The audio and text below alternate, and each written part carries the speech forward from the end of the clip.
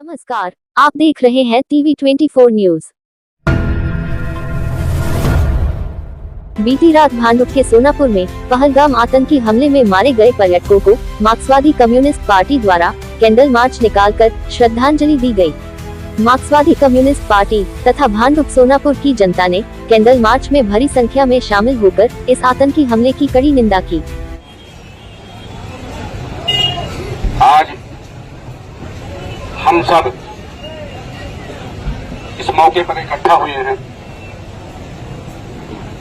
जो पहलगाम में आतंकवादी हमला हुआ। सबसे पहला सवाल तो ये है हुकूमत से, 350-400 किलोमीटर दूर पड़ता है बॉर्डर पहलगाम से, वह आतंकवादी आए कैसे? आपकी सुरक्षा कर्मी क्या कर रहे थे? नंबर 2, जनवरी के अंदर वो चेक पोस्ट हटाया क्यों गया पहलगाम से? ये सवाल है सरकार से। ये सवाल है सरकार से कि वो सुरक्षित चले कैसे गए? तो पाकिस्तानी आतंकवादी जो आए थे और 28 निर्दोषों को शहीद किया, वो कैसे चले गए? तीसरी बात, पहलगाम में कम से कम 2000 पर्यटक थे मौजूद वहां पर, और एक भी पुलिसकर्मी या आर्मी के जवान नहीं थे। वो एक औरत थी जिसका आदमी शहीद हुआ था, उसने बयान दिया कि 1.5 घंटे तक कोई भी आर्मी का आदमी या पुलिस वाला नहीं आया और 1.5 घंटे तक मेरा आदमी, मेरा हस्बैंड जिंदा था। अगर वो आए होते तो शायद मेरे पति की जान बच जाती। अभी आपने देखा होगा बहुत सारे वीडियोस आए हैं। अभी आपने भी कहा कि वो आदिल हुसैन जो घुड़सवार था, उसने राइफल छीनने की कोशिश की आतंकवादियों का और उसको शहीद कर दिया दूसरे ने। उसके बावजूद हमारे मुल्क के अंदर नफरत फैलाई जा रही है। मैं सवाल करता हूं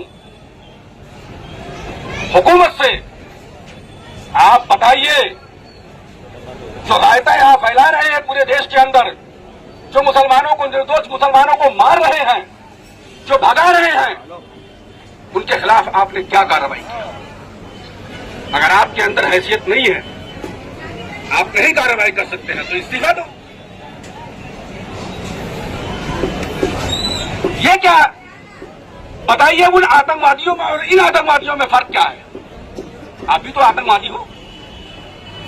जो एक समुदाय के खिलाफ, जिसने कोई गलती नहीं की, आपने 50 वीडियो देखा होगा, जो कश्मीरियों ने रो रो कर चिल्ला चिल्ला कर कहा कि हमारे मेहमान थे और हमारे मेहमान के ऊपर हमला हुआ, जानिए हमारे ऊपर हमला हुआ, यह कहा गया। उसके बावजूद सरकार के कान में जू नहीं रेंग रही। क्यों? बहुत सारे सवालात हैं। आपने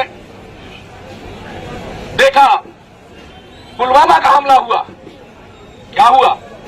आरडीएक्स कहां से आया? कौन लोग थे वो?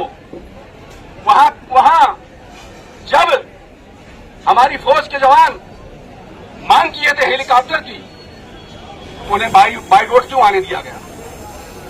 ये सवाल आज पहलगाम का भी है। आप कहते हो फेलियर है फेलियर, तो आप जब फेलियर को मानते हो तो इस्तीफा क्यों नहीं दे रहे हो?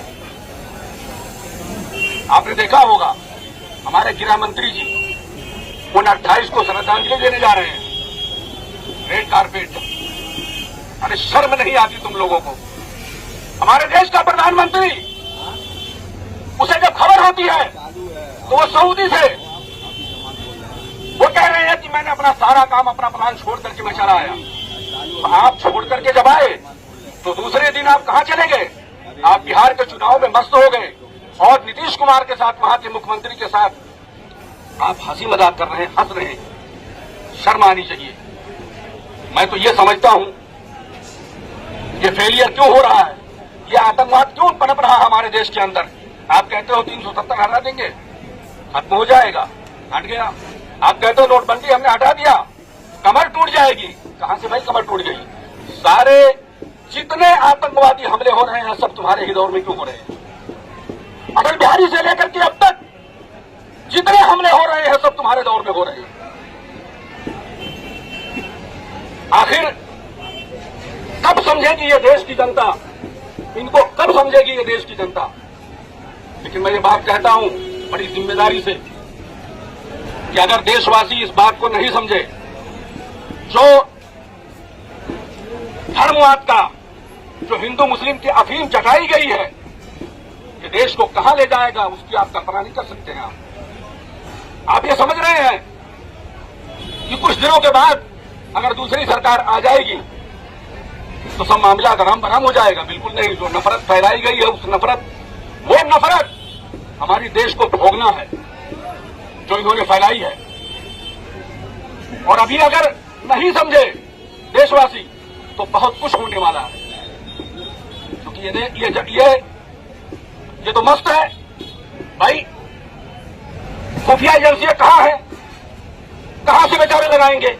ये तो बेचारे ये सोचते हैं कि जिस स्टेट में हमारी सरकार नहीं है लगा दो सारी खुफिया एजेंसी सत्ताधारी पार्टी के पास, लगा दो सारी खुफिया एजेंसियां विपक्ष के नेताओं के पीछे। ये बेचारे इसमें परेशान हैं। ये सब कुछ बेच चुके हैं, देश को खोखला कर चुके हैं।